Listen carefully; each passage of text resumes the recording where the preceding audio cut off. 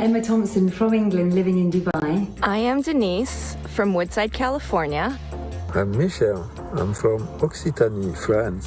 I'm Batul from Pakistan, living in Dubai. I'm Araceli from Guatemala. Hi, I'm Lauren, originally from Colorado, living in California. Hi, I'm Stephen from New York, living in Atlanta. My name is Delphine. I'm French, living in Germany. I am Ramona from New York City. I'm Crystal from New York, living in California.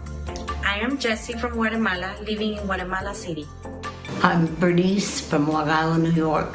I am Gaia. I'm from Scotland and France. I am Vinayak. I am from the Midwest and living in Maui, Hawaii. I'm Karin from Belgium.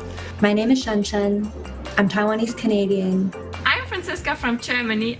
I'm Yanying. I was born in Hong Kong, living in San Diego. Hello, I am Gwen from France. Hello, I am Francisco from California, living in Los Angeles. I'm Gerardo from Guatemala. My name is Angela and I'm from Dubai. Hi, I'm Al from New Jersey. My name is Nadine. I am half Belgian, half Italian, and I live in the UAE. My name is Azadeh. I'm Persian and I live in Dubai. My name is Barbara. I live in San Francisco, California. Hi, I'm Bernard from South Africa, living in Peru. I'm Brenda from Guatemala, Central America. I'm Delilah. I live in the San Francisco area. Hi, I'm Talene. I'm Armenian living in Dubai. I'm Vanessa, French living in Dubai. My name is Marty. I'm from Brooklyn, New York. Hi, I'm Ellen. I live up in Sun Valley, Idaho. Hello, I'm Johan. I was born through Sri Lankan Tamil parents in Zambia. My name is Desi. I'm from Bulgaria. I'm Victoria, BC, Canada. I'm Catherine from Red Deer, Alberta, Canada. I am Maria from New York City, and this is Baby Sky. I'm Julie from the US and Mexico, living in the Boston area in Massachusetts. I'm Manolo from Guatemala. I'm Mayat. I'm from Germany. I am Farah. I am from Guatemala City. Hello, my name is Silvia. I am from Hungary. I'm Joyce from Texas, living in Arkansas, surrendering to the magic of Ascension One Collective. I'm Annette. I am living in Connecticut. Hi, I'm Bernarda from Slovenia. I'm Ale. I'm in Italia, Roma. I'm Nola. I'm from Woodside, California. Hi, I'm Solveig from Venezuela. I'm Jeanette from Liverpool, now living in Devon, England. I'm Robin Moyer from Placerville, California. I'm Caris. I live in Wales, UK. I'm Jen from Victoria, BC, Canada. Hello, I'm Judy Balin Stern. I'm Carol Land from Point Pleasant Beach, New Jersey. I am Erika from Dubai. I'm Becky Rice. I'm from Longview, Texas. And I am Ascension One Collective. I am Ascension One Collective. Ascension One Collective. And I am Ascension One Collective. And I am Ascension One Collective. I am Peace. I am Ascension One Collective. And I am Ascension One. And I am Ascension One Collective. And I am Ascension One Collective. I am Ascension One Collective.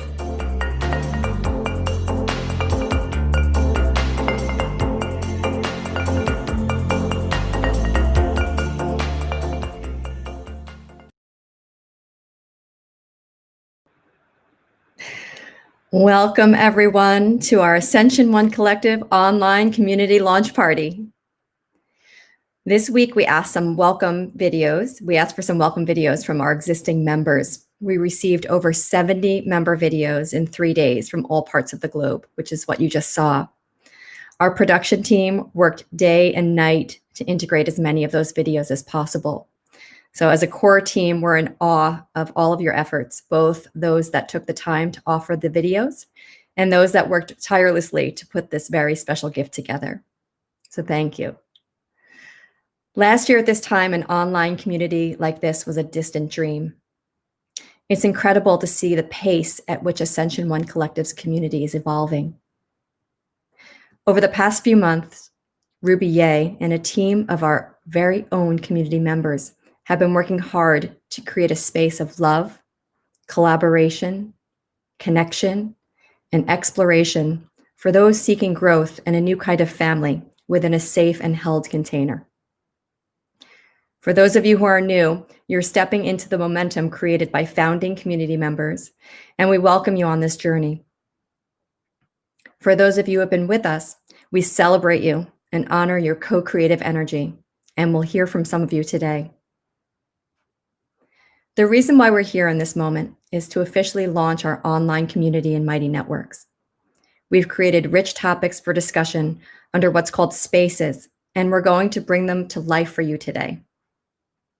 Momentarily, Asil will introduce Ruby, the architect of our spaces. Ruby will be showcasing our spaces through conversation with our very own community members. We're going to bring some of these topics to life so you can get to know the real people behind the online posts. So without further ado, I want to give a cheers to Ascension One Collective and introduce the man who started us on this journey, Asil. Hi. Hi. Hello there. Some of you came to know Asil through family, through friendship, and others more recently through channeling. Asil is a natural builder of community and friendships. He's connected with the guides about 6 years ago, but before then he built companies, industry networks, spiritual networks, and communities. So I can speak from my longstanding personal relationship with Asil to say that wherever he goes, Asil connects to people to one another, and he gives them a sense of connection. So welcome, Asil, and thank you for choosing the mission that brings us all together today.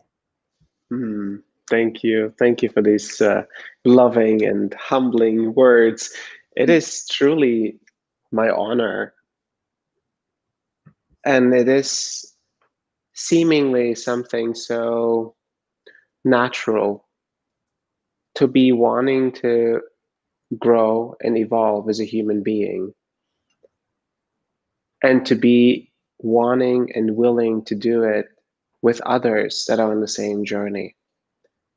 I remember when I had my first spiritual growth, personal growth, emotional growth experiences, I felt this relief and this liberation, this lightening of my heart. And the first thought I had, I looked at my friends and I looked at my employees back then, and I looked at my family and I thought, I want them to have this experience. I want them to be relieved and lighter and expanded and growing. I wanted what I got for everyone else because I received so much from it. And that started this whole journey of wanting to give others the experiences that I've had in order for assisting them to grow. And that started the journey of creating communities. That started the journey of diving deeper into different healing modalities and learning more about how growth and evolution works. And the channel was just the culmination of all of that when it entered and had all these guiding points and directions to do this wild journey and to bring all of you together. And I can only say it is beyond my wildest dreams where we are today and where I was even just 3 years ago. In my room, sitting on my yoga mat and going through all these transformational things that the channel was doing on me and telling me all this potential that's going to happen, I thought, oh, this is just another illusion. This is just another pipe dream of what could be. And here we are. It's mind-blowing. And it warms my heart. It melts my heart to see everyone's messages, to see everyone's stories, to get to know people on a level that we rarely get to see And I know with the pandemic, so much has changed in terms of how we interact, how we gather, how we connect, and how deep we can go. But here is an opportunity that we have created that, despite social distancing, physical distancing, and the lack of actual gatherings, we've created a space in which we can connect, we can dive together, we can grow together. There is something special that happens when we come together, even if it's in the virtual space. When we come together and we have a direction set of growth and evolution that we are on together, there is a momentum. It's almost like we're all rowing in the same boat, in the same direction, at the same tact. There is something really special about that. It's palpable. You can feel it in the space when there is 100, 200, 300 plus people meditating in the same moment. And this feeling is so unique that, you know, we're not alone. We were never alone. That we are intrinsically connected beyond our comprehension of connection. That we are one fabric. This sense of oneness is already here. It's already here because our consciousness is already so intrinsically connected to each other. All we have to do is truly explore it. And that's what we're doing. This is our attempt to do this in the best possible way, as a community, as a family. Not just some strangers that came together to meditate together. That's really the lowest bar. The highest bar is family. Family created for life. And so I welcome all of you. Thank you, thank you, thank you for making all of this possible, for indulging us with your presence, with your desire to grow, with your intrinsic ability to surrender and bring forth your best.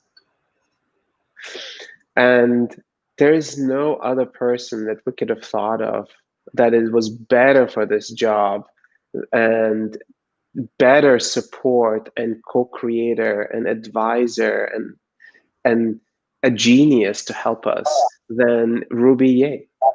And Ruby delivered way beyond our expectations. And it is my heartfelt pleasure to bring this beautiful human being to you. Welcome, Ruby. Oh, thank you, thank you, thank you. I am just more than delighted. I am just so thrilled to see this blossoming of the Ascension One family all around the globe. And I really appreciate your vision that, you know, I think a lot of people don't appreciate, because when people think about online communities, I think, you know, they think Facebook groups, right?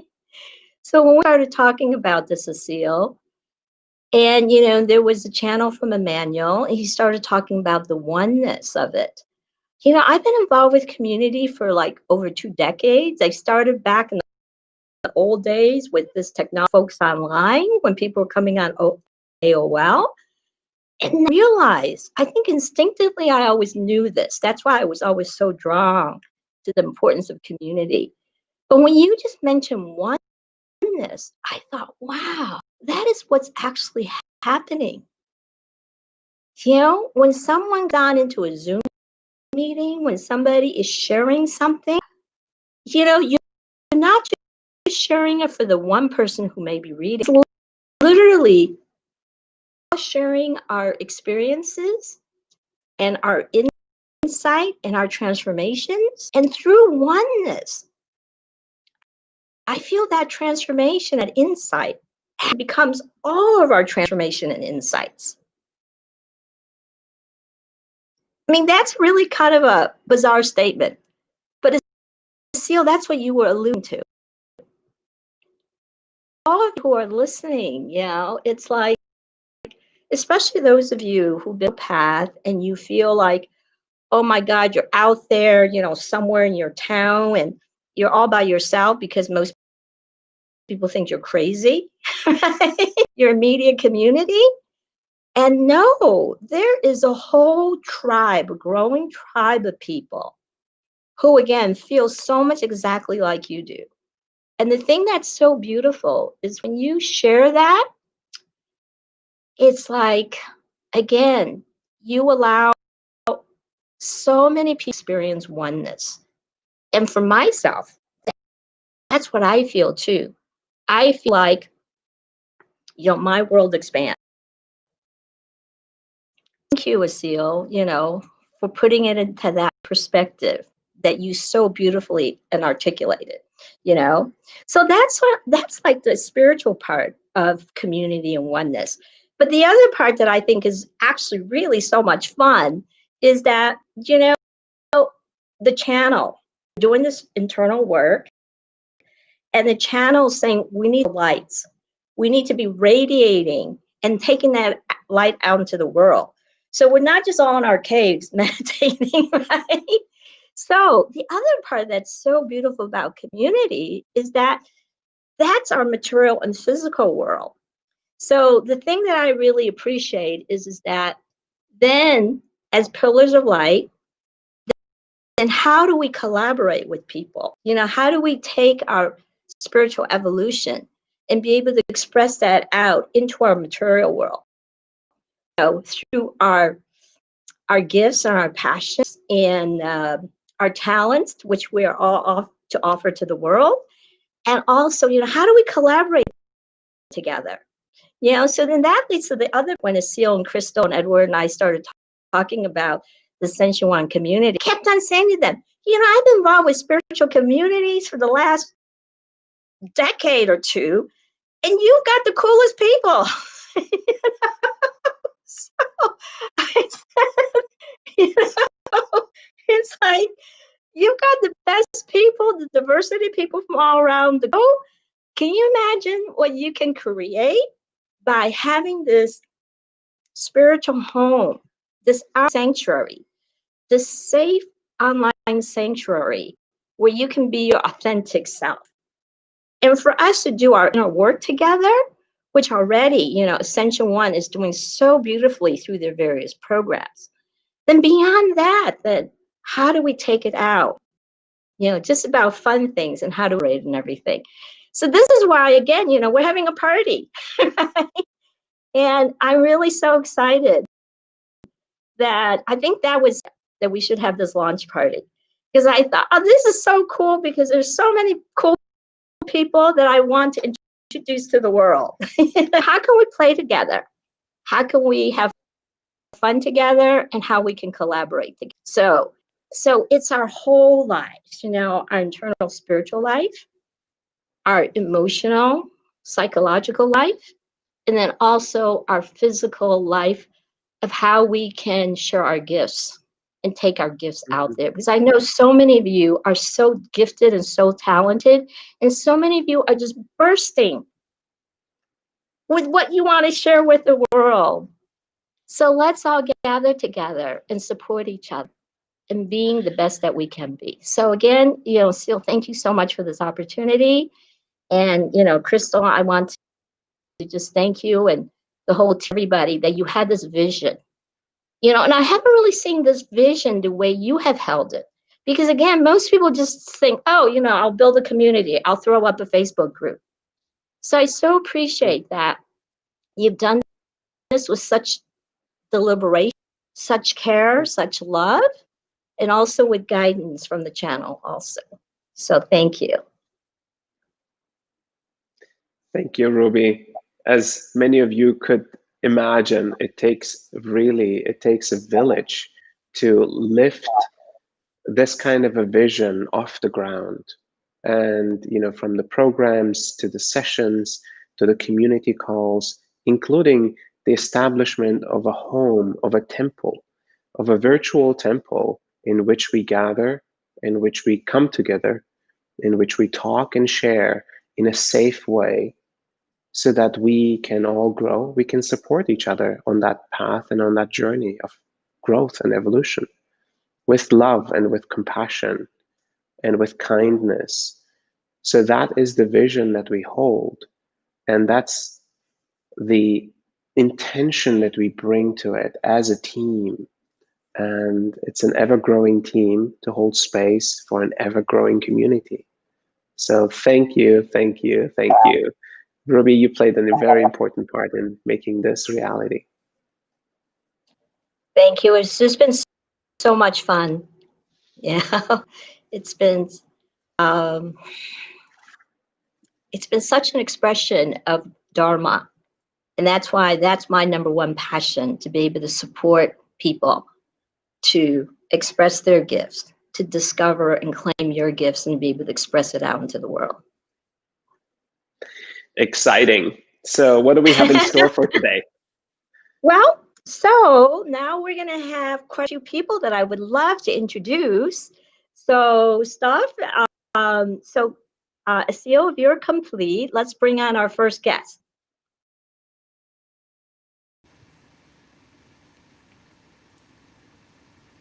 Heart greetings. Hello, hello, Didi. Hi, Ruby. It's such an honor to be here. Yeah, Didi, I am so thrilled that you are our first Spotlight member. All right. The reason for that is because those of you who are active know that Didi is the most active in the community. She is so beloved. And so that's the reason why I really wanted to feature you, because Didi, you also have the most amazing story that I think a lot of people among our audience could really relate, even though it's really unique.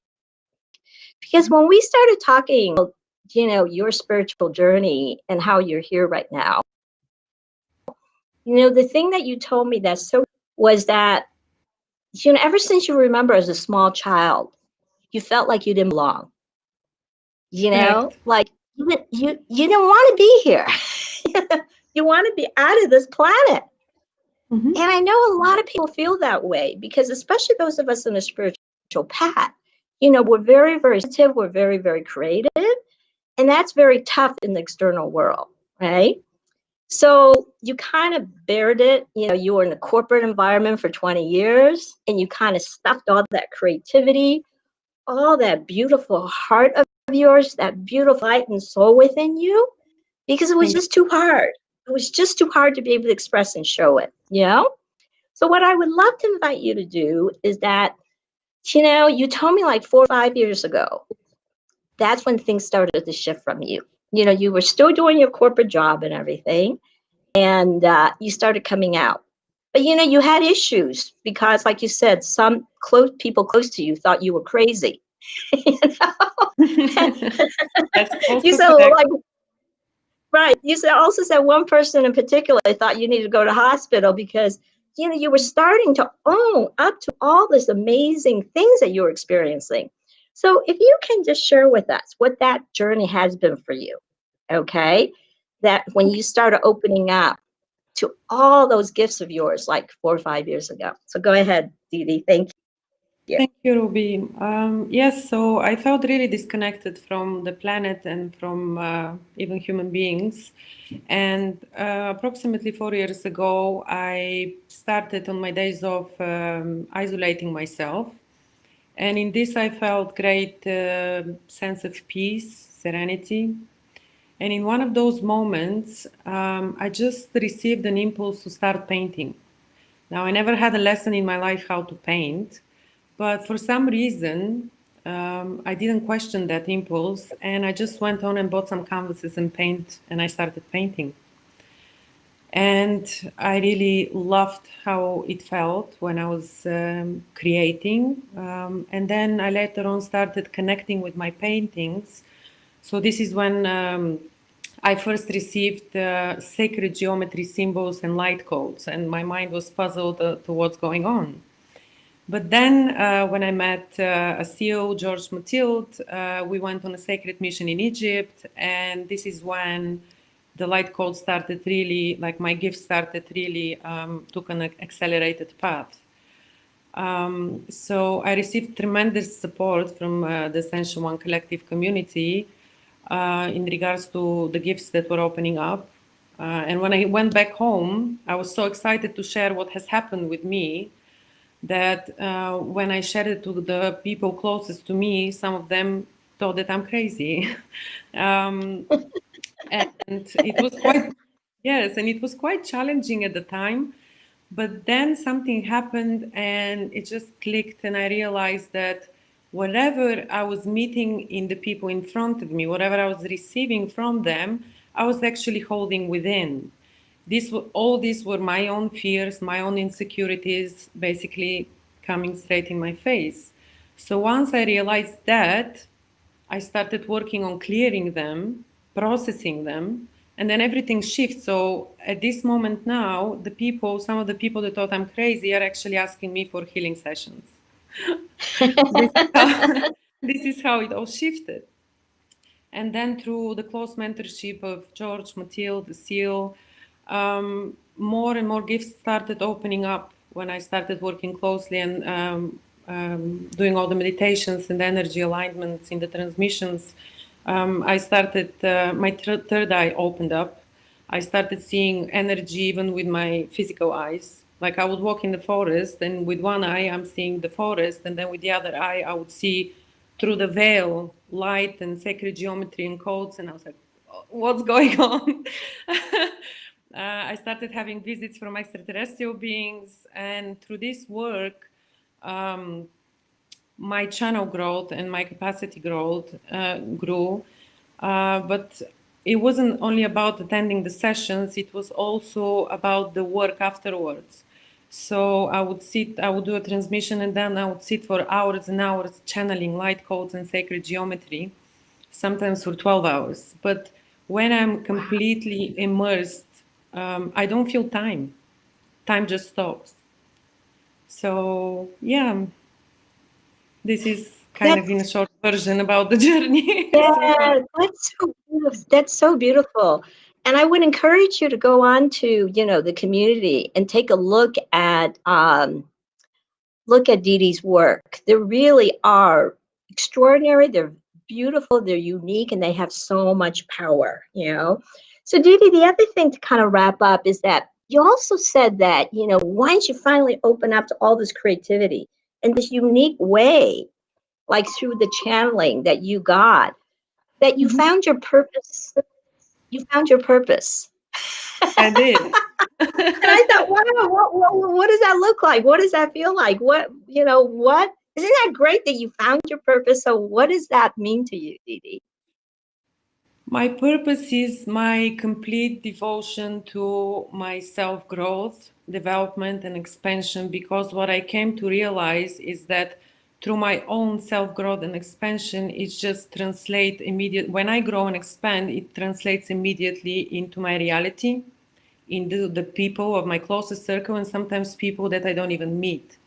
We are one human collective, and we are connected. So when you shift, it translates to everything else. It translates to the whole universe. So my purpose is I wanted to serve people, but then I discovered that through serving myself first, then I hold the bigger capacity to do so and extend my services even better, in a better way. So that's my purpose. That is so beautiful. Thank you. Yeah, and that's so aligned that you are just so full of love. That's why, Dee Dee is one of our moderators. And if you're new to the collective, you might have received a personal welcome from her because of what you just said, So I want to let you know for sure that your purpose of soul, being in touch with that, so felt and is so appreciated. Thank you. And as I say, it's not just felt and appreciated by the people that you serve directly. I really think it just goes out there, So I so appreciate your commitment and your devotion to life, and that you allowed it to really flourish and blossom when you did 3 or 4 years ago. Thank you, Ruby. I am truly blessed and so honored to be part of this community. I have never received so much unconditional love and support anywhere else. Yeah, yeah. Well, thank you so much. And I personally appreciate how much you're doing, as a moderator and all your love. And again, I just want to encourage all of you to come on and look at her amazing, beautiful codes that, she said that she used to meditate for like 12 hours and that's what would emerge. And when we look at it, you'll see when you look at her work, you can literally just see, like every time I look at her work, every time I look at her art, I can understand what she means by there's codes in it. Oh my gosh, every time I look at it, it's like it's a different experience. It's almost like an alive art. You know what? Your art is alive. It is alive. This art is, it's energy portals. It captures the energies present at a certain transmission or meditation, or certain being. Yeah. They are alive. They are energy. Mm-hmm. Yeah. Well, everybody, if you're new, you will definitely see a lot of Dee. And then if you've been in the community already, you know that Dee is one of the most beloved members. So thank you so much, Dee. Thank you. Absolutely. So the next person I would like to introduce is Joe. Joe, who's from San Francisco and Mexico now. Hi, Joe. Hey, Joe, Ruby. It's like, I just wish let's give each other a virtual hug, okay? The reason that Joe has a special place, first of all, thank you so much for joining us from Mexico, since you're traveling down Mexico right now. So Joe, like you and I met about 2 years ago, and it was one of those, like we had immediate, like two magnets, right? We're both part of the Silicon Valley technology community. I think we met at a social impact meeting, right? And I think our immediate attraction with each other is that we were, in business, and yet we had this deep spiritual connection, right? And we were talking about, well, okay, how much is business making up and all that? And that was our beautiful connection from 2 years ago. And as we were just talking the other day, to talk about your spiritual path, and I said, well, how did you get on it? Because you were telling me how, which I didn't know, that from childhood until you were 18, you literally, the word that you use, like you just felt like you were in a mental prison growing up. Yeah. Right?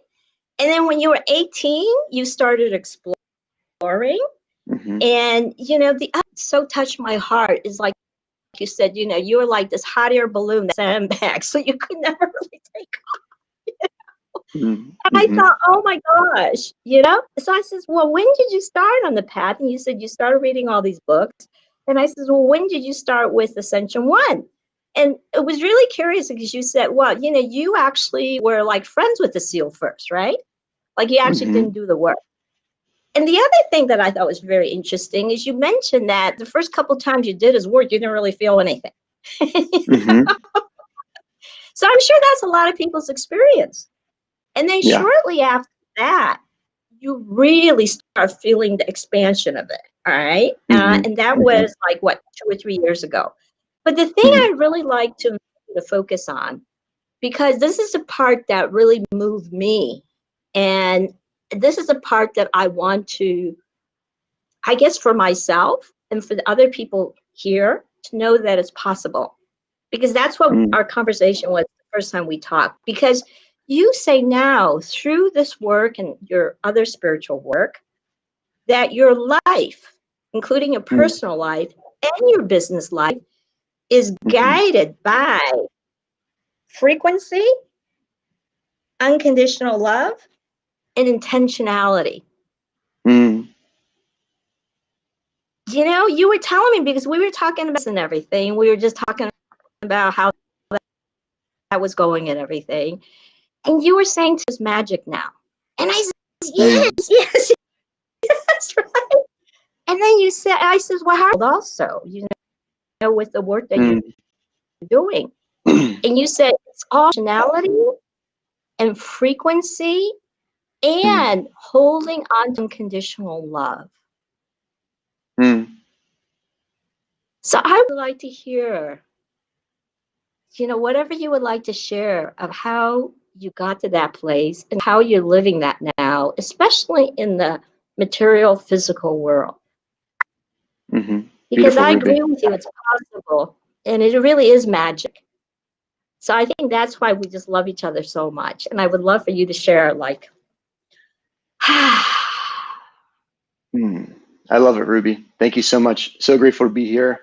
So in love with Asil, Crystal, Edward, the entire Ascension One team, such dear friends. For me, it's really even been this past year, leading specifically from a place of intuition, right? I think for me, moment by moment, tapping into what I actually believe to be my divine truth, right? And having that lead me forward and everything I feel like I should be doing in the world. But I would say for much of my journey, for about 13 years of my journey, I felt like my intuition was this beautiful, bright, shining light, but it had all this dust over it, and I couldn't really clearly make out the messages. And when I talk about, me being a hot air balloon for many years of my life, for really my entire life up until about a year and a half ago, I typically relate it to, I feel like, I was in a hot air balloon, like ripping on the gas, like go higher, work harder, you got this, just sort of like a lot of doing. And it was only until about a year and a half ago, I finally realized, oh, just look down. And it's as if I'd been carrying these sandbags around this entire time. And those sandbags, of course, were limiting beliefs, emotional blocks, trauma. And it's really since then, identifying those as not actually who I am. It has nothing to do with adding things in. Are actually perfect exactly as we are, and really just remembering. And then that allowed me, at least, to sort of clear the dust that was over that intuition and really follow that moment by moment as sort of a never-ending guiding star, right? And even now, I would say the past year, it's very much, even the past 5 months, I was like, but why am I really here? Who am I really? And what continues to come through time and time again is just, there's nothing to do. There's never anything to do. All I ever need to be is unconditional love, as we all are, and really just hold that beingness of unconditional love. And really working with the SEALs work, it's really helped me to be able to notice those frequencies, become more attuned to the subtle nuances of the energetic field in, around me, and throughout me, and just hold that frequency, moment by moment. And knowing that misalignments come up, knowing that, I might fall into a funk or whatever it may be, but the time in which I could sort of bring myself to that place of centeredness and then move forward from that place has been quite magical. And that's really allowed me then to genuinely be a co-creator in my reality. And the amount of synchronicities has, exponentially increased. And I just feel humbled and blessed every day by the experiences that I get to witness, in this form. So it's been really beautiful. Well, so that is so amazing, because I think 2 years ago, like you were on the path, and when we speak, I so feel that you are truly holding that, space. Yeah. And so is there anything in particular that you would say that really kind of was like a major breakthrough for you? And, as kind of just a wrap up, because I think you're such a model and inspiration based on what you just shared. Is there anything that you would just like to leave, as we're concluding? I'll just say briefly, I spent my entire life like searching, right, for like what I needed to do to ultimately become my best and highest self. And it wasn't until I realized I was actually perfect and there was nothing more for me to do or add in. It was actually a matter of removing. That was a really powerful mental shift for that. And I think all of us SEALs work just like really helped myself, helps individuals sort of guide them on that path, right, and support them in the most meaningful way for wherever they are in their journey. So I'll just leave it with that. I feel super humbled and grateful to have the opportunity to be here. And I just want to thank you, Ruby. You're always such a beautiful, bright light as well. And thanks to all the Ascension One team and to the community as well. Well, thank you, thank you, thank you. And those of us who are like in very traditional business and tech, and like you're in finance and investors, working with lots of entrepreneurs. So we really got to gather together, right? And to keep on creating magic, so that we can totally operate from unconditional love with that strong intentionality within that frequency, because we understand frequency now, So beautiful. So Joe, I'm so happy that you were able to come, and I'm looking forward to us playing more and talking more. Always. Thank you so much. Thank you joining us from Mexico. So the next guest I'd like to bring on is Judy from Montreal, Canada. Hello. Judy, hi. Hi. So I can't see you. Hi, how are you doing? I want to thank you very much. I'm very honored to be here because the community has so many really talented people with incredible energetic experiences and really a lot of integrity. So thanks. I'm honored. Yeah. Well, Judy, I'm so happy. I really want to invite you as a guest because, as I was starting to create the community, I really saw your presence and I saw your heart through your words, right? So even though we never had a chance to talk, we were never even in a Zoom meeting together. That woman, like, love that flows out of your words. Oh, it's so loving and supportive, right? And I can see you are really like that in person. And then plus, after we talked, I thought, my gosh, you just have the most fascinating story. All right. And your fascinating story is that, for a long time, even though you're a psychologist, and you were just telling me the most incredible, amazing mystical experiences that you had. Even though, like, all my friends are into spirituality, I have never heard some of the stories that you shared. Like you saw 9/11 a week before it happened, that you basically saved your son from stepping on a live wire and all this kind of stuff. Seeing like spaceships and all that, right? So you were saying you would have those kind of experiences, but you never hung out with what you call spiritual crowd until just very recently, And the other thing that's interesting is that, because you felt like you were Montreal, that, nobody wanted to hear and nobody would believe you about that kind of stories, right? You didn't feel like there was a tribe for you there. And yet, you kept on having them, and you were a psychologist for all these years. And yet you told me that you did not really get on a spiritual path only like until 6 months ago. What you would call spiritual path, right? And you told me that was like you're 70. Like you did not officially start your spiritual journey, according to you, until you were 70, even though you had all these openings for all of your life. Yeah. So I would love to invite you to share, like, what has it been like for you? And is there anything, like, I think beautiful story of when the timing is right. It doesn't matter what your age is, where you are. Like it's been percolating all this time. So please share with us now that you kind of actually, like you said, this is my time. You said that to me a couple times. This is my time. So please share with us what finally got you officially on the path and what's been happening for you since.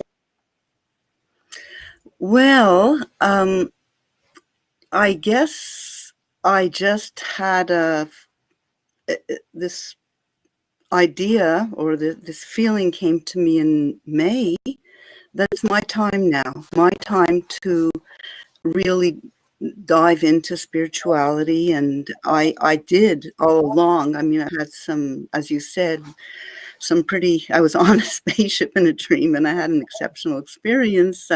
And I always remembered my experiences and what I was told. I've heard things, I've seen things that have come true.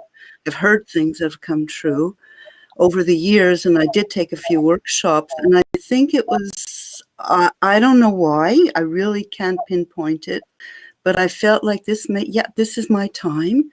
And this is what I'm going to do for the rest of my life. I'm going to devote myself to spirituality, and of course, others such. I also paint, so I'm really devoted to that too, and of course my family. But I think that just it happened, and I started with one or two other people other than Asil, and for some reason it didn't connect to me that deeply. But when I saw Asil channeling, and I don't even know how I really came across him, I just had this like, wow, this knowing, and I felt like I knew.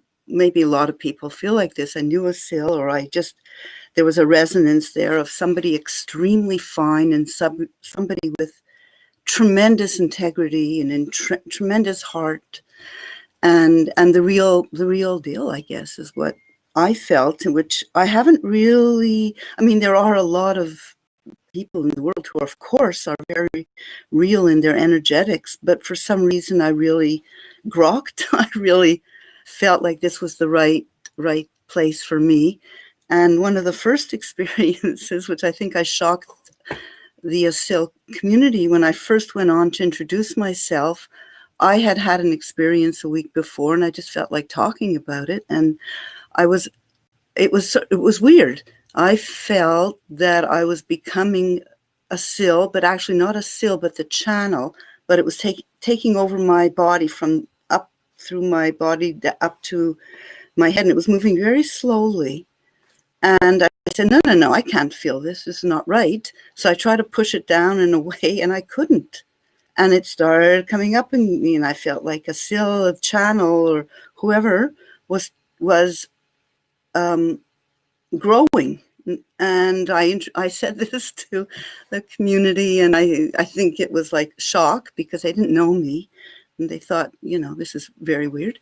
But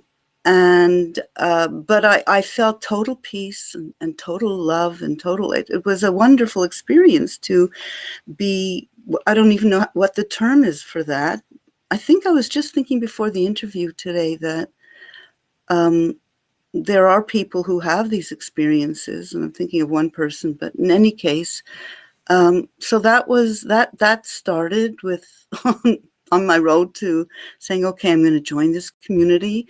Something just really unusual that I never had before happened to me. Although I really am sensitive to people, I can sometimes feel, I feel their energetics. I guess that's what I'm saying. Because I am a psychologist, and I never identified as a psychologist, which is another weird thing, but I did identify as an artist my whole life. But I do feel people's energetics, and I know what they're going to say before they say it very often. And I can just, it just comes to me. And, I'm sure a lot of psychologists are like that, or else they wouldn't be able to work with people. And so that was one experience. And then as I began to do the meditations and the field meditations, I've had things that somebody I checked in with was actually it was happening with them in the field as I saw it. And one funny story, I guess I could say, aside from hearing sound, things like that. Pardon me? So Judy, gosh, you just have the most amazing stories. That's what I'm saying.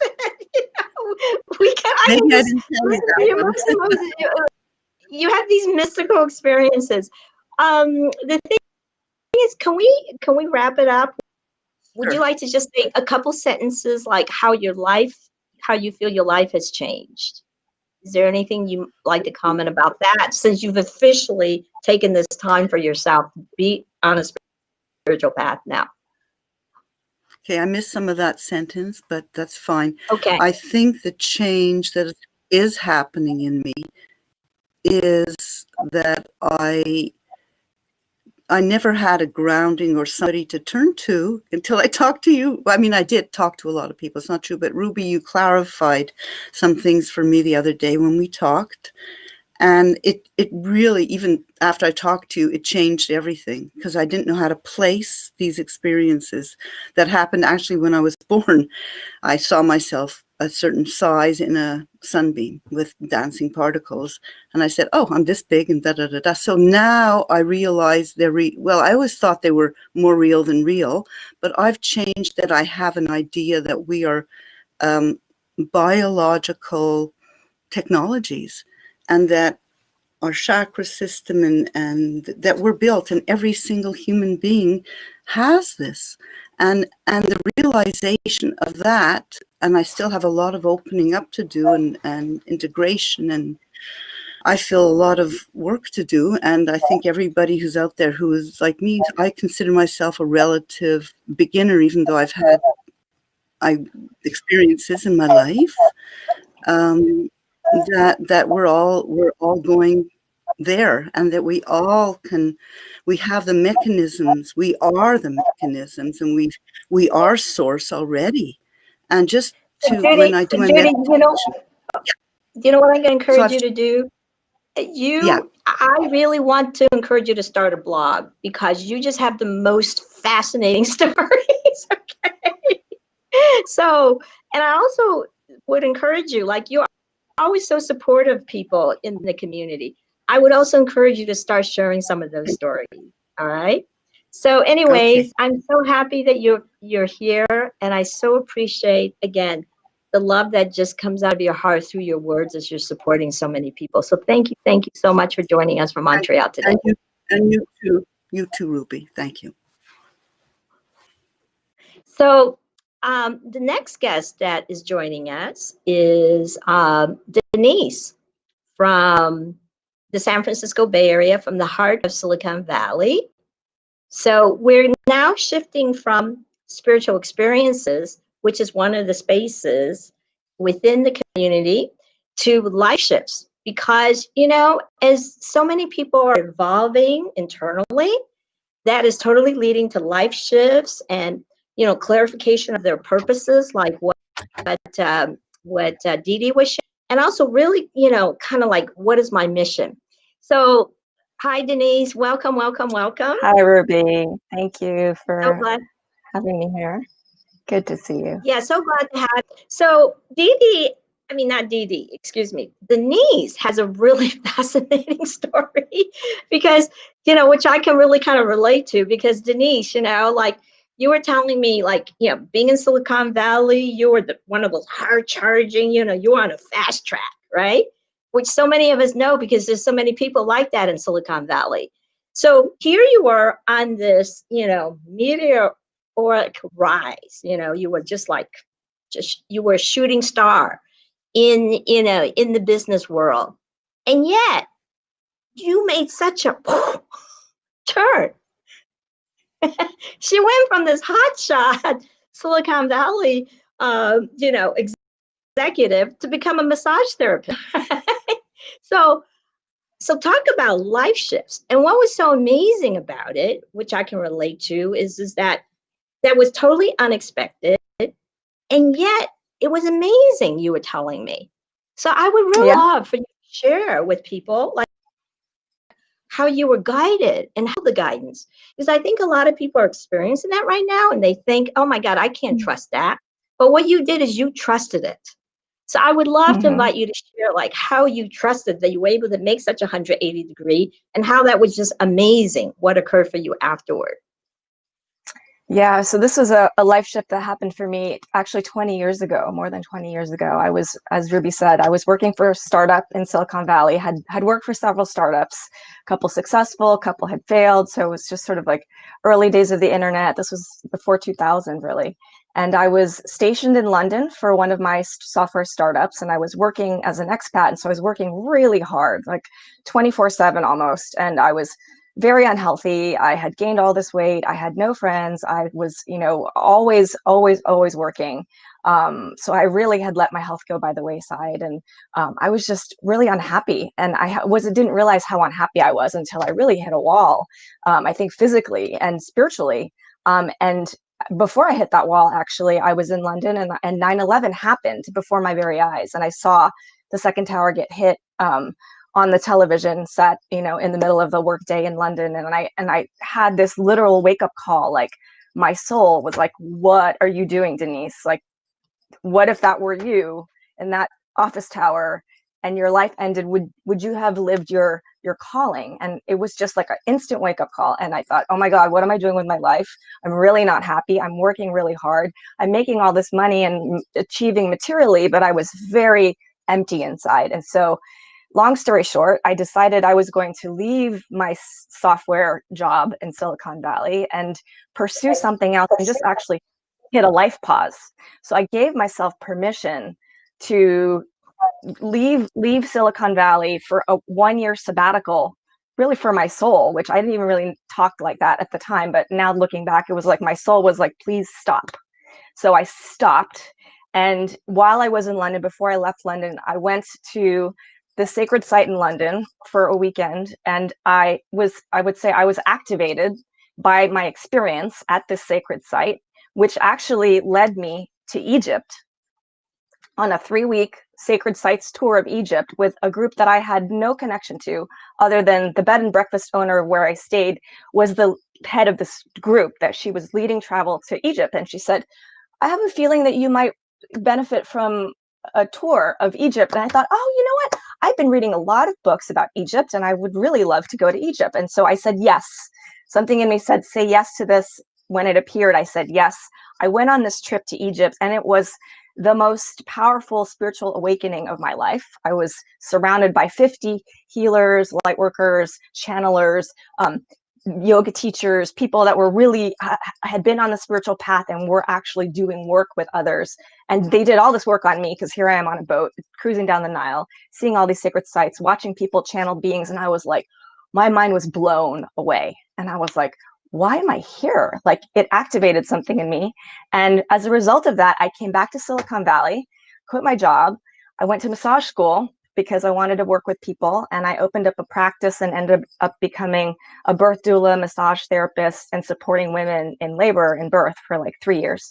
And that was just one life shift 20 years ago. Many have happened since then. And I have found my way back into Silicon Valley marketing and tech, but in a very different way. So I would say, listen to the signs and trust your guidance. And yeah, that's what I learned from that life shift. That you went from like such a left brain, get it done, linear world, to where you were just willing to follow the breadcrumbs, you know? So in conclusion, I just like to ask if you like to add anything, because I imagine a lot of our tribe are going through that. You know, they're going through shifts, but it's hard for them to trust. So what allowed you to trust? You can just. I would say you are your own best guide.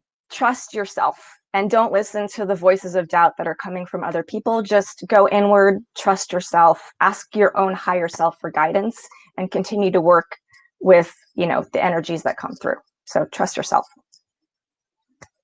Thank you. Thank you. I really want to, wow. I and everybody else, allow that to sink in, what she said. You know, again, just trust ourselves and have that courage.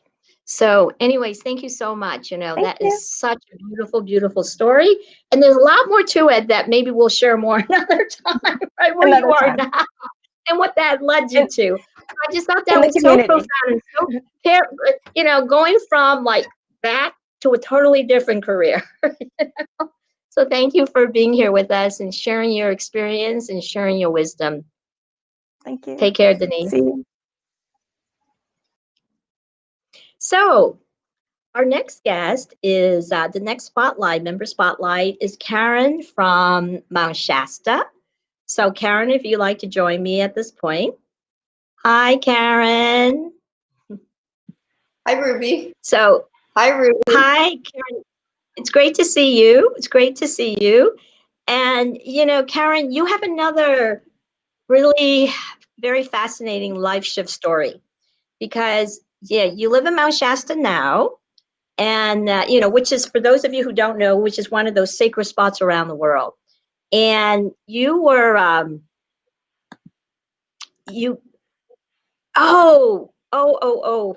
realize now what I've done. Thank you, Crystal. So Karen, you know, you were a medical doctor, you were a physician at one point, and you know, you had one of those life shifts where you faced some health challenges, which encouraged you to change your lifestyle, from what I understand, on a spiritual path. And what I really love about what you shared with me a couple days ago is that, you know, you have shifted from this place of being, you know, again, very left brain, where you are now relaxing. You said to me about how to just really trust and go with the flow of the divine feminine.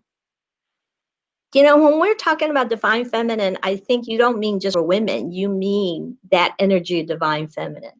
So I think that is so beautiful because, you know, to give up that, you know, what is seen as a prestigious career, to just go to a sacred place and live there as you go into this inner exploration. So I would love it if you can share more about that. I'd love to, Ruby. Thank you so much, both to you and Asil and Ascension One Collective. It's been so helpful for me to be in this community and to have this platform. But we're going to talk about this life shift I had. I was all my life, I knew I wanted to be a physician. At the age of 5, a physician and a mother. And so a lot of my life prior to the shift was about doing that and being that. Then, as you said, in 2009, I had a healthcare. I basically was diagnosed with multiple sclerosis. So that was sort of, even though I had lived this life where I've always been a little bit more open, I think, than most, I definitely knew my mission in life was about love and that we are love.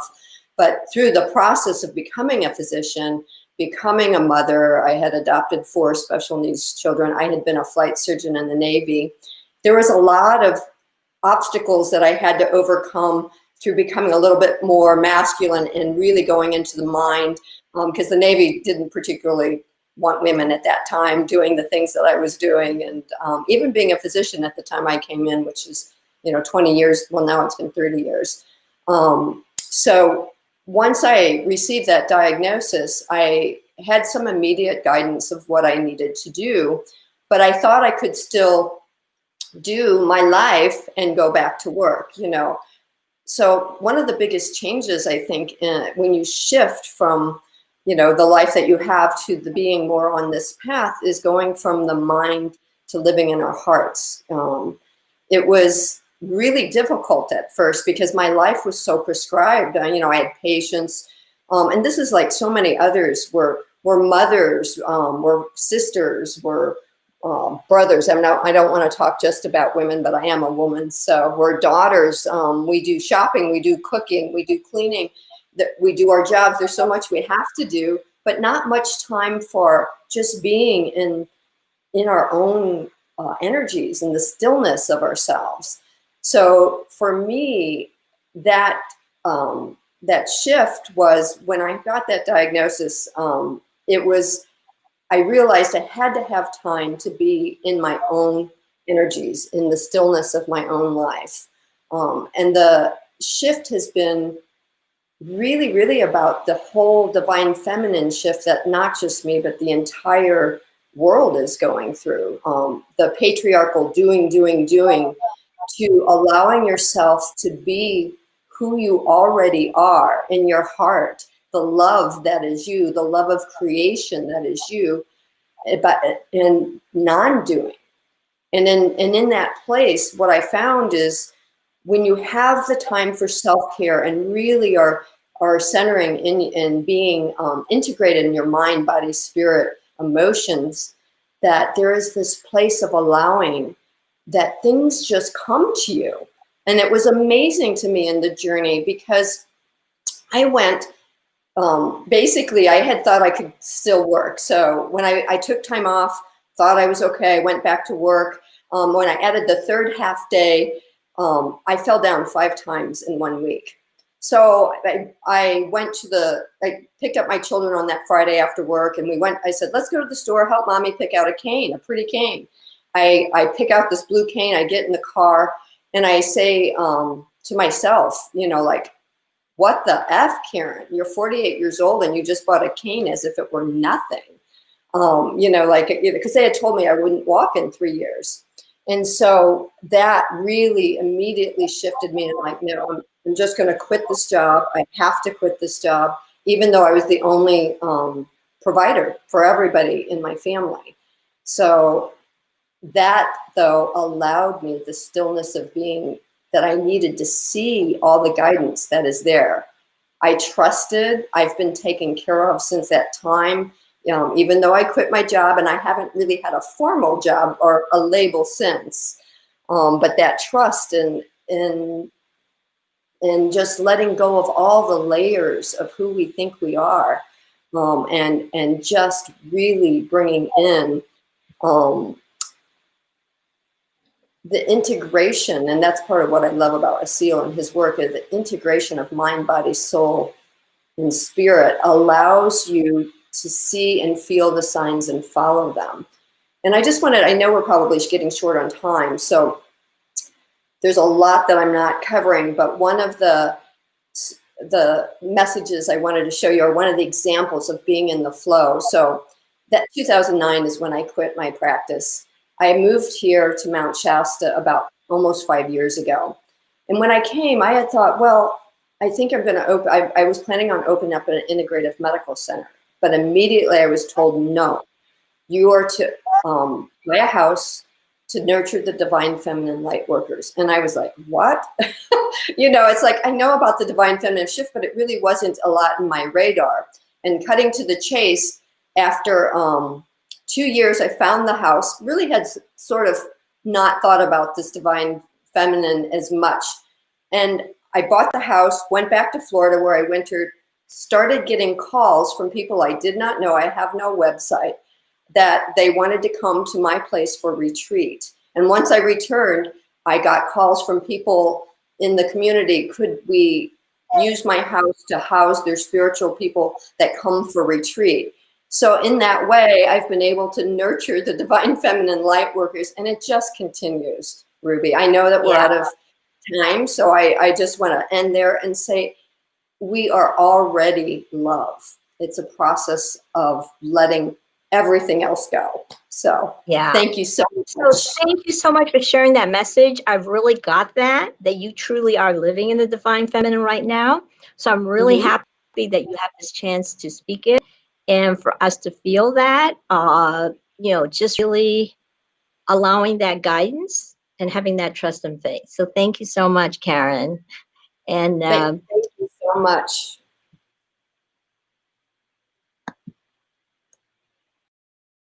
So Marty's going to be joining us now from New Jersey, from Brooklyn.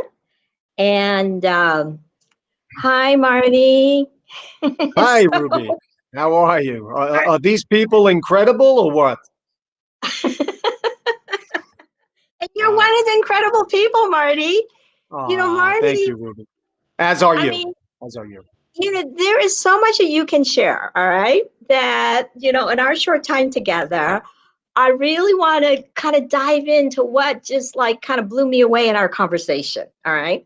Because Marty grew up in Brooklyn. And that, and you say this yourself, you grew up in that Brooklyn matrix. For those people who are not Americans, Brooklyn is one of those tough places in America around New York City, all right? That's the kind of place, especially being a boy or a man, you got to know how to fight and take care of yourself, right? So, like Marty, you said, none of your, and yet, you kind of follow that matrix, which I'm going to ask you to talk more, because I think that's a really great definition, Brooklyn matrix. And a lot of us grew up in those kind of matrices, or the families that were matrices, right? And you said you were kind of on that path until the birth of your second daughter, because her health challenges really led you down a path where you really want to find answers. All right. And that's one of the things I want to honor you for, that you really sought answers, and you were on a spiritual path for 20 years, right? You studied with a lot of people, Abraham, and you worked a lot with Deepak Chopra. But the thing that I would really like to invite you to dive into, because I'm fascinated how you did it. So I want to learn how you did it. Okay? and what you did that was different is you have a construction business. You've been able to integrate both really, really well, right? because that's what I want to do in the business world, in the tech world. And you've done it so beautifully and so eloquently. And not only have you done it, because the two parts that I want you to kind of explain to us how you did it is like, the other thing that I thought was just delightful is you tell me that you have this business with a showroom, and then, you know, your clients, your customers, your vendors, they come in and they talk to your staff in front, and then they come and talk to the wizard in the back room. I made that up because you were telling me, and I thought, like you're saying, you're getting these other Brooklyn Matrix people to meditate. You know, I imagine these other tough guys like you, right? And I says, that's amazing, Marty. You're like converting them in the back room, flooring company. So I'd love for you about that. And the other thing I'd like to share, okay, there's two parts, which is really important. So, you know, I want to make sure, because once I hand it out to you, I just want you to fly with it. The other one that I thought was so fascinating is you said you made a decision not that long ago that you more time in your spiritual work, right? And you said Friday you decided, oh, it was going to take 9 months. Then Saturday you woke up and you decided it was going to take months. And then Sunday you woke up, you decided it was going to take 3 months. And then Monday you made some phone calls and was done. Yeah. So you collapsed time. That's amazing. So I'd love for you to share about these two things, you know, how you're the wizard in the back, transforming people that's who are still in the Brooklyn Matrix. So please. Thank you, Ruby, so much for that beautiful intro. And it's true. And, you know, it's a different perspective now, of course, looking back on it, going through it. You know, there were incredible ups and downs, highs and lows, twists and turns. But I still was able to follow enough guidance to get myself where I am now. So I studied with, you know, a lot of the typical teachers. I found a deep presence in the Vedanta and the Vedas, and I feel like that resonated deeply with me, still does. And as I went on my path, I did start my own business, and I really did that so I would have time to go on a spiritual journey. So I took that chance, and it worked out well. And what I see is as I built my own presence and my own awareness, my construction flooring business really transformed itself into a conscious business where, they would the salespeople would come in selling, you know, whatever they were trying to sell for that day, and when they would reach my back office, you know, they would basically open their heart, and you know, and we would share deep stories and really profound things happened in my construction office. And as I went on into my spiritual business, a lot of these people were my first clients. So there are a lot of meditators out there in the flooring and construction business, which can only help. And yeah, so the second piece is just about 4 or 5 months ago, and that's after I started this work with Ascension One and Asil and Crystal and all of these beautiful people. I felt like I was being called after base camp, actually, the first course, advanced course. I felt like I was being called to really make that life shift out of the construction flooring business more into the holistic wellness business. And it was incredible because when I first looked at it, I felt like, you know, I'll give myself 9 months to a year. That should be enough time. And as we talked about, it was a general intention to make that transformation. That as the weekend passed, by the time Monday came, I woke up and I thought, if these two pieces could fall into place, I could actually do it today. So not a month, not a year or 6 or 9 months or 3 months. And quite literally, my work crews went out into the field working for me on Monday. And when they came back, I had them employment elsewhere for the same everything, same money, same benefits, same everything. So it worked out perfect. And that piece, I really feel I was assisted through the guidance of Ascension One, the channel, the whole team here. So I'm truly so grateful to be here. Wow, that's so beautiful. So how do you think, could you articulate just a little bit more in conclusion about that assistance? It was internally that just made, really, it was like a collapse of time. So if you can comment that as we, as your conclusion. Yeah. So, there's things, when you're holding one amount or source of light that are possible, and there's things that aren't possible. And the way I see it in my mind's eye is through the transmissions and the courses and the meditations and my own dedication, of course. I'm holding more light. I can feel more light, and there's just things that become possible that I'm sure they were possible before, but not to me. So they're becoming possible to me as I hold more light, and as this whole group does, really makes that commitment to the collective.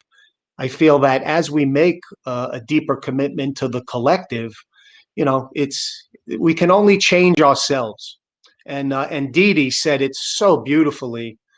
When we have that realization, that we want everything to change out there, there's only one thing to do. So, and we know what that is, Ruby. Oh, that's such beautiful wisdom. I am so happy. Like, I really would encourage you to listen to your last 3 minutes, what you shared. It is pure wisdom. And that is why you become the wizard in the back room. All right. So thank you for your love and light, your heart and compassion that's helping to transform that Brooklyn matrix. And as Asil said, that's how the work is going to be done, right? For everyone. So thank you so much Ruby. for doing your part, Marty. Thank you. Much love. Much love. So now we're going to be going into the Sacred Site section. And the first guest for Sacred Site is going to be Ludwig from Austria. Hi, Ruby. Hi, Ludwig. Thank you so much for being here. And Ludwig, when we spoke, I was so moved by what you... Go ahead. It's all good. Okay, great, because I think either I or you froze a little bit. So Ludwig, when I met Asil, I always felt like there was something really special about the sacred site work that he did. And when I spoke with you, you just gave me such an appreciation for that with what you shared. And it's really interesting because, like you said that, you've been in the very traditional world also in the film industry, in the TV industry. You said for 20 years and you were like a sportscaster. And you started on your spiritual journey, you said about 6 years ago through shamanism. And then you decided to go on these trips with Asil. And I just invite you to share with me, like share with our audience what you talked to me about. Like, what was so different? What was so unique to be at those special sacred places? Mm-hmm. Yeah, I'm very delighted to share some first-hand impressions about these journeys with Asil. First of all, I guess I have to say that we cannot thank Asil enough for his work, for his commitment, and for his, being service for the collective of doing this whole work. Because this mission, you must understand that this mission in the Middle East is hard work in the end. So first of all, I have to thank him from my side. And I was with him in Jerusalem, which was a magic trip for me. It was a trip of, I can't say a word, initiation. It is, you may understand that these sites hold a very strong divine power, a very high frequency. You can sense it at any place when you move through the streets, when you go to these special spots of congregation, these special spots of worship. And you will agree when I say that when you're in company with Asil, with somebody who is able to open these spaces at such tremendous places, this energy is totally amplified. And this is leading actually to kind of very strong energies you are feeling. This is like a remembering maybe of your own powers, a remembering of your own divine origin, a reconnection on a very deep level of your soul. So there is a feeling of, I could say, a feeling of coming home in a way. This is, I would say, a self-experience with a very strong power. But the self-experience is not just for you alone. So the principle behind that is to share it, to express it, to radiate it. And weeks after this trip, I was like talking to people, and they said to me, okay, what's going on with you? There's such a special energy with you. And I said, okay, I was in Jerusalem and I was there with Asil. So this was a feedback of, how long this hold of energy is in your system. And what it does is, how I said it at the very beginning, it is kind of the initiation of stepping into your powers, to become aware of your powers, and maybe to step out of this, everyday consciousness of fear, maybe. And there's a strong, I believe, if you do such a mission, if you do such a journey, you have to share this energy in a way you can express it the best way. So this was an absolute fantastic journey. Well, you know what, Ludwig, I want to thank you, because just listening to you a few days ago and listening to you now, I feel like you really brought the sacred site experience to me. So what I'm going to say is, like you said, you were radiating a few weeks afterward. I'm just going to say to you, you're radiating that experience and energy now. So that's how powerful it is.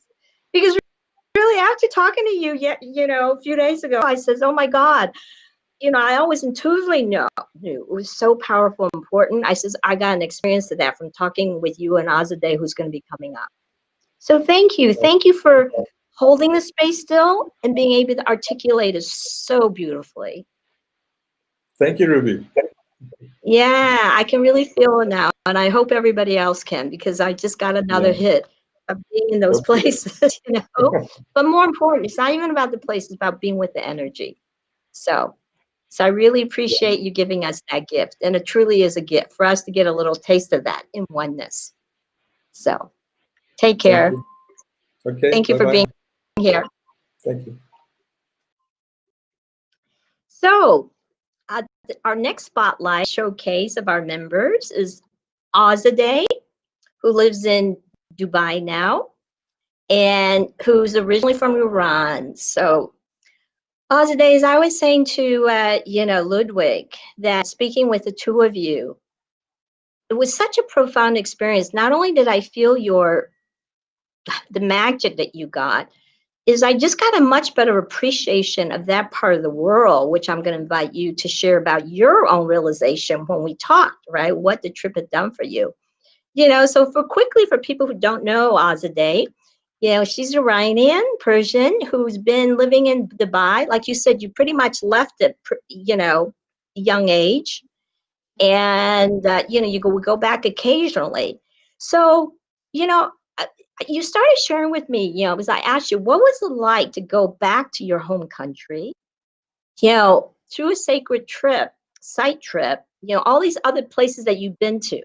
So I would really love for you to share like the awareness that you came to, you know, when you spoke with me the other day. So please. Hello, Ruby. Hello, family. Thank you for facilitating such an amazing call till now.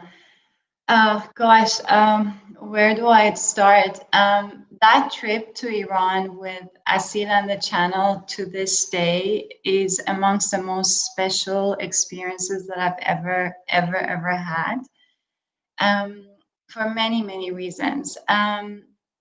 So having been born in Iran and then leaving and going back off and on, etc., like many other Middle Easterns that come from countries of, I wouldn't say conflict, but, you know, a little bit of turmoil, a lot of turmoil.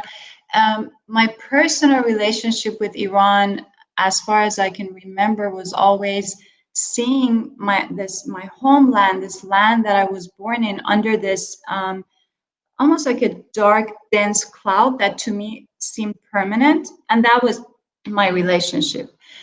And then we go on this trip, on this sacred site trip. And going on these trips is almost like traveling on board like a magic carpet, or in a bubble of light.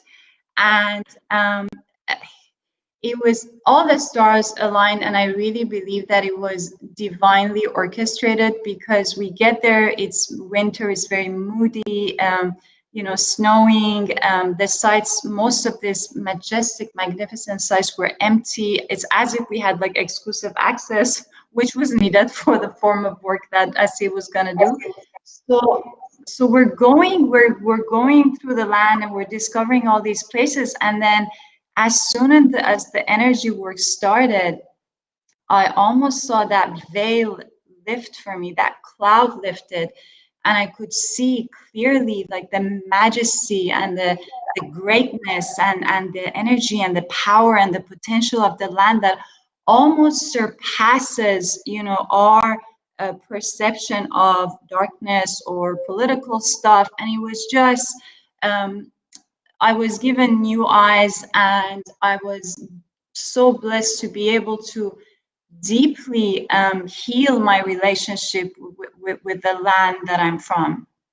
So that was a part of it. And another significant thing that I took away from that trip was, and I hope everybody can relate to this, is that we would climb a mountain. Most of the process of, Asil hopefully will talk about this, selecting the sacred site is incredible, because it's actually done by the guys on the channel.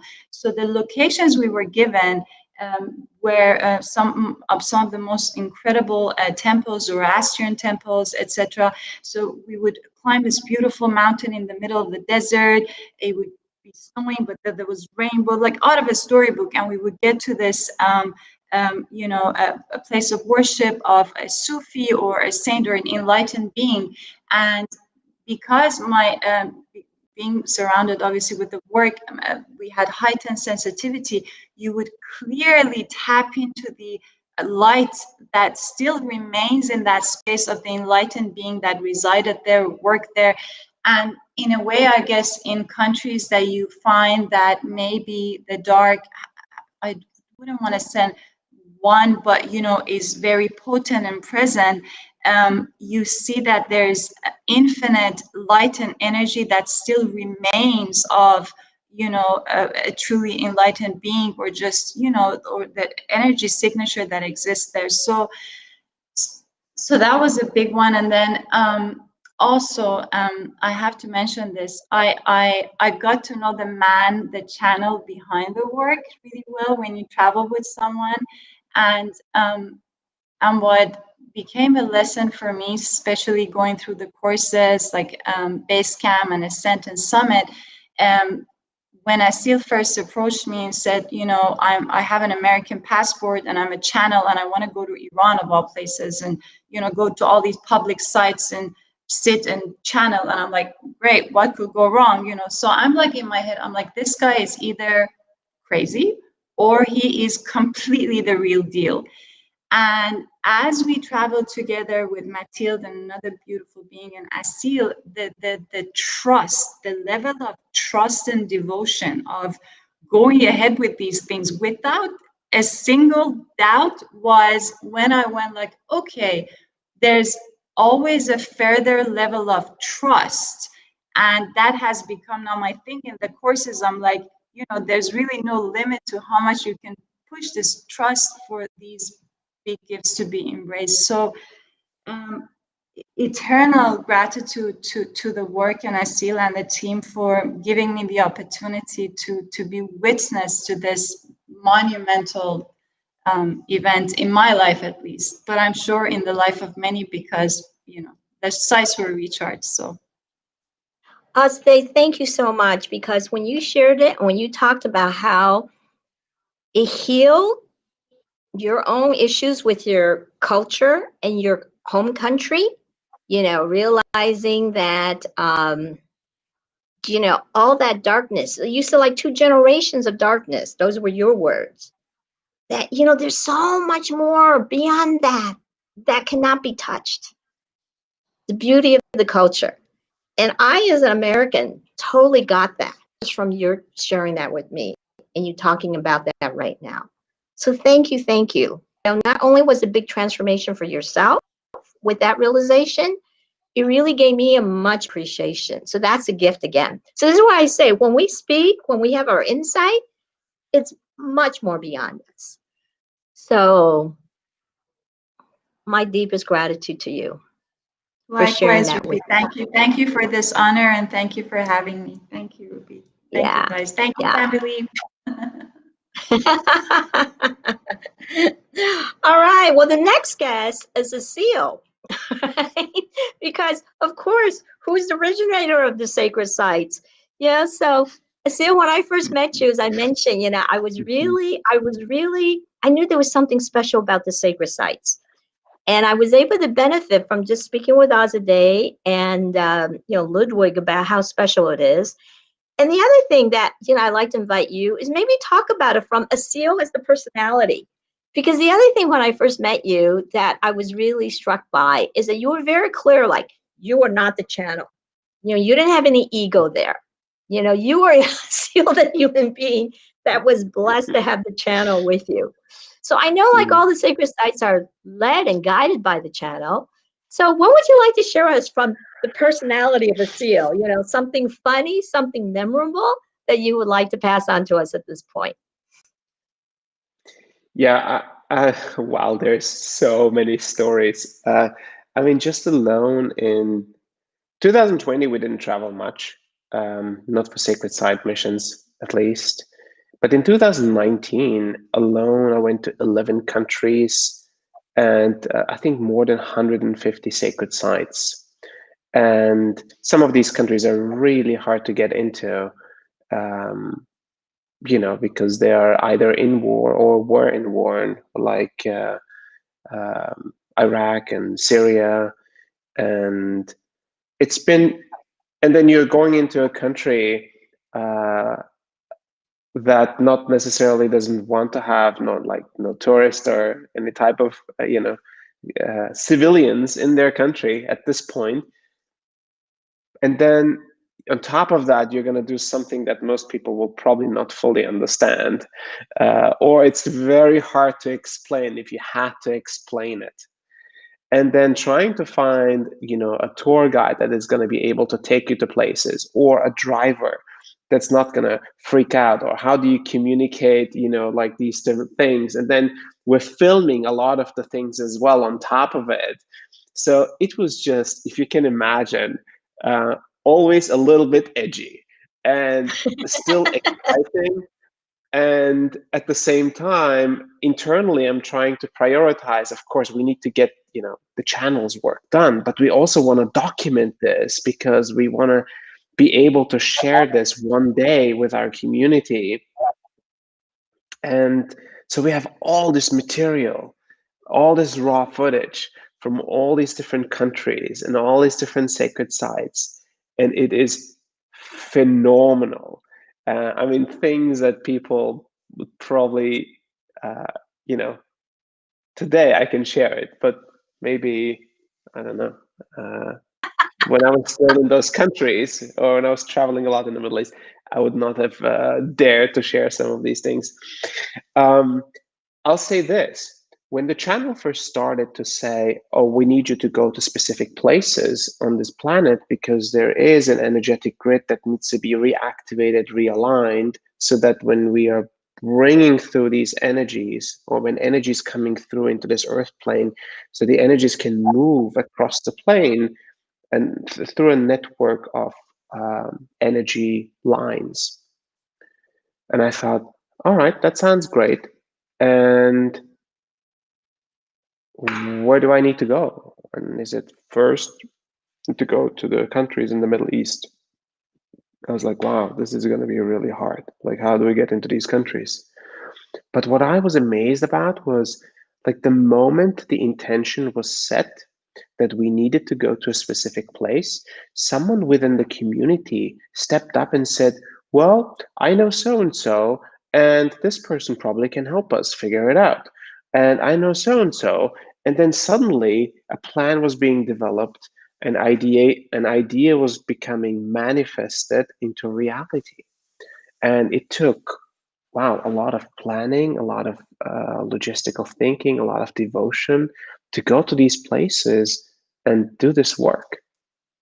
And it's probably some of my most favorite things to do. I didn't give you a specific story, though. I think that's what you wanted. But no, actually, you just inspired me to really want to go to them. And to be honest with you, I knew they were special, but I thought, oh, they're not for me. Right? Yeah. But I just realized how important they are. Like I said, from speaking with Ludwig and Azadeh, and what Azadeh just said, like on a human scale, what you just said, is the amount of trust that is developed. You know? I'm just in awe. I'm just in awe. You know what's interesting is some of these sites I probably would have never gone to in my life. I don't think there was any reason for me to go there. They're beautiful archaeological, religious, historical sites, and some of the sites are, global trauma, and some of the places have heavy energy, some of the places have incredible light energies, and I don't think I would have had a reason to go to these places. And suddenly there was a reason to go. And suddenly I ended up at these places that have so much story to tell and so much power and energy. And then you think about it, you're sitting at this place in Iraq. We went to 3 different places that in 3 different times in human history were the center of the world, the largest city in the world, in 3 different times. And I'm sitting in front of these ruins and thinking, wow, this was the center of the world at some point. And then there is also the heartbreak of war and destruction, and how these places have been, diminished over time, but still how they carry some of that light. So yeah, it's fascinating. It's really fascinating. We'll have to talk so much more about the sacred I software. know. This I'm is the down thing, for it. I mean, each guest could be like 15 minutes, like to try to give everybody just 5 or 6 minutes. But I think, again, what is really profound, totally unexpected, like you said, those places you would have never gone to. I mean, a lot of those places, I have to admit that I was never even interested in. I was afraid of. But hearing what Azadeh shared,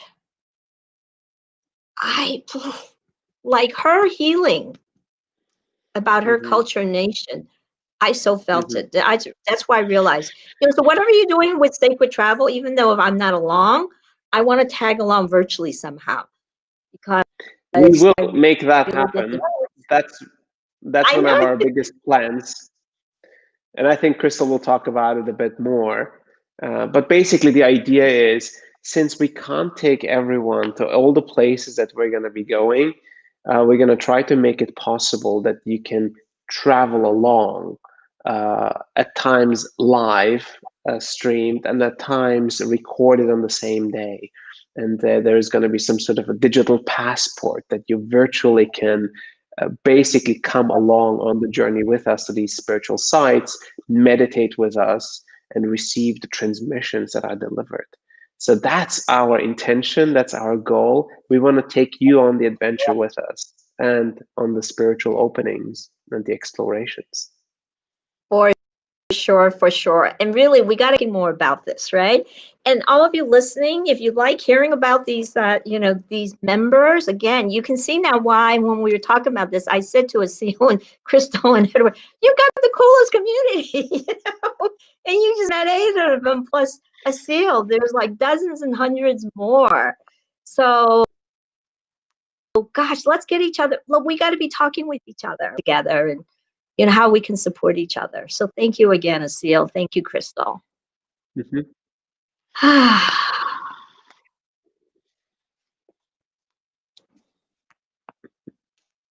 Thank you. Yeah, Ruby, you are a treasure. Thank you for designing the space for our community members to connect with each other and share their journeys. Asil, thank you for being on the journey that you've been on, as you've hopefully been able to hear from the members. This work does make an impact in people's lives and their community spaces and their physical spaces and their energetic spaces. So yeah, so we really appreciate the ability to gather here. I won't speak an awful lot about the digital passport because it's still under construction, but we are moving very quickly. As I mentioned earlier, this was just a mere vision a year ago, and now it's all coming to life with hundreds and hundreds of people that are joining the platform and finding each other on the community. So in the community. So really appreciate that. Thank you to our video producer, Manolo. Hopefully he's asleep right now. He worked day and night to get this video done in time that you saw earlier, and we'll see again. And thank you to Stove for putting this production together. Ruby, as you were saying to Marty, the man behind the curtain, Stove is our man behind the Ascension One curtain. So we truly appreciate him. This would not happen without him. Thank you to our core team, Edward, Mathilde, George, and we're truly appreciative of our community moderators whose job is just beginning. They've already devoted many hours each week to this community and have committed to doing so moving forward. And thank you to all those who've been part of our co-creation. So part of that co-creation is those who've offered their gifts to make the best gift bag ever for our launch party. Ruby, do you want to share a little bit about that? Yeah, well, it's on the events page and it's also under topics. It's such a beautiful diversity of gifts, like, art and music. And so again, it just shows the diversity of our members. And it's really fun. Like Crystal and I came up with the idea because we're saying, God, you remember when we go to live events, we would have nice gift bags, right? And of course, being girls, we love gift bags. And I'm sure men like them also. I says, well, let's make a virtual one. So go have fun. Go look in virtually, all the cool things that's being offered. That's right. Take your glass of whatever it is that you're drinking, for whatever time of the day it is for you, and go explore those gift bags. And we invite you to explore our spaces and continue the conversation that we began here. We invite you to, as Ruby had shared, play together, have fun together, collaborate together. We invite you to share yourselves and to share your journeys. And we invite you to invite others to join you in this community. So we're so excited for you to find your voices within Ascension One Collective, and we'll see you online. Cheers, everyone. Bye, everybody. So happy you were able to join us for this party today. So good to have you all. Blessings, and let's keep this momentum going. Yeah. Yeah, share yourself. That's how, people get to find out more about you, what you're doing, what you care about, including like Asil and Crystal and all that too. So take care. Bye-bye. Bye-bye. Blessings.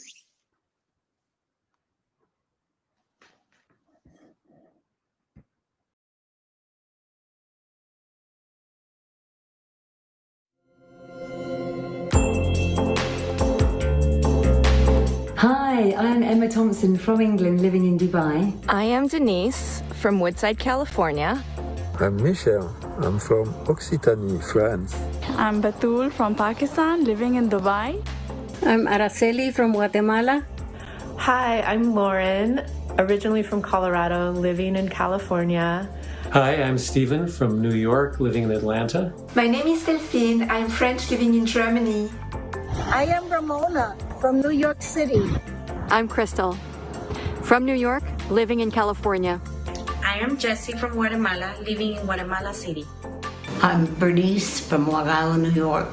I am Gaia. I'm from Scotland and France. I am Vinayak. I am from the Midwest and living in Maui, Hawaii. I'm Karine from Belgium. My name is Shanshan. I'm Taiwanese Canadian. I'm Francisca from Germany. I'm Yanying. I was born in Hong Kong, living in San Diego. Hello, I am Gwen from France. Hello, I am Francisco from California, living in Los Angeles. I'm Gerardo from Guatemala. My name is Angela and I'm from Dubai. Hi, I'm Elle from New Jersey. My name is Medine. I am half Belgian, half Italian, and I live in the UAE. My name is Azadeh. I'm Persian and I live in Dubai. My name is Barbara. I live in San Francisco, California. Hi, I'm Bernard from South Africa, living in Peru. I'm Brenda from Guatemala, Central America. I'm Delilah. I live in the San Francisco area. Hi, I'm Talene. I'm Armenian living in Dubai. I'm Vanessa, French living in Dubai. My name is Marty. I'm from Brooklyn, New York. Hi, I'm Ellen. I live up in Sun Valley, Idaho. Hello, I'm Johan. I was born through Sri Lankan Tamil parents in Zambia. My name is Desi. I'm from Bulgaria. I'm Victoria, BC, Canada. I'm Catherine from Red Deer, Alberta, Canada. I am Maria from New York City, and this is Baby Sky. I'm Julie from the US and Mexico, living in the Boston area in Massachusetts. I'm Manolo from Guatemala. I'm Mayat. I'm from Germany. I am Farah. I am from Guatemala City. Hello, my name is Silvia. I am from Hungary. I'm Joyce from Texas, living in Arkansas, surrendering to the magic of Ascension One Collective. I'm Annette. I am living in Connecticut. Hi, I'm Bernarda from Slovenia. I'm Ale. I'm in Italia, Roma. I'm Nola. I'm from Woodside, California. Hi, I'm Solveig from Venezuela. I'm Jeanette from Liverpool, now living in Devon, England. I'm Robin Moyer from Placerville, California. I'm Caris. I live in Wales, UK. I'm Jen from Victoria, BC, Canada. Hello, I'm Judy Balin Stern. I'm Carol Land from Point Pleasant Beach, New Jersey. I am Erika from Dubai. I'm Becky Rice. I'm from Longview, Texas. And I am Ascension One Collective. I am Ascension One Collective. Ascension One Collective. And I am Ascension One Collective. And I am Ascension One Collective. I am Peace. I am Ascension One Collective. And I am Ascension One. And I am Ascension One Collective. And I am Ascension One Collective. I am Ascension One Collective.